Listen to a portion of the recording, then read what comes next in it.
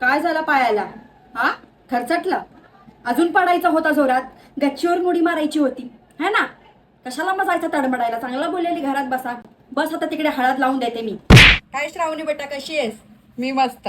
हे बघा, साहेब आता उठले. दुपारी उठतात 3 वाजता. त्याला विचार आंघोळ कधी करतो. ती ढुंगण्यावरची चड्डी किती दिवस झाले नाही बदलले? खरं खरं सांग मला. हा, आज महिना होईल बेटा तीच चड्डी घालून फिरतोय. हा, मला माहितीये ना. आता तुझं वय झालं, मोठा घोडा झालास तू. कामाला जायला पाहिजे, आई वडिलांना तू आता बसून खायला घातला पाहिजे. तो बाप आपला दिवसभर मरमर मारतो बाहेर. हा, त्याचा काय नाही तुला. चमचमीत खायचंय, चमचमीत थोबाडीत देऊ का तुझ्या? बरोबर, तुला मस्त मज्जा येईल मग खायला.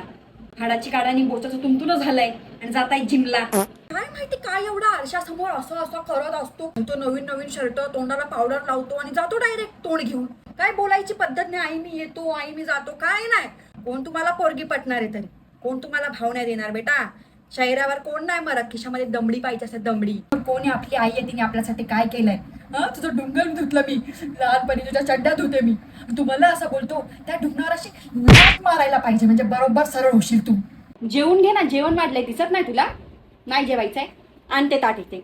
नको जेव. तू नाही जेवला ना तर काय आडत नाही आमचं, समजला का? उपाशी मारा.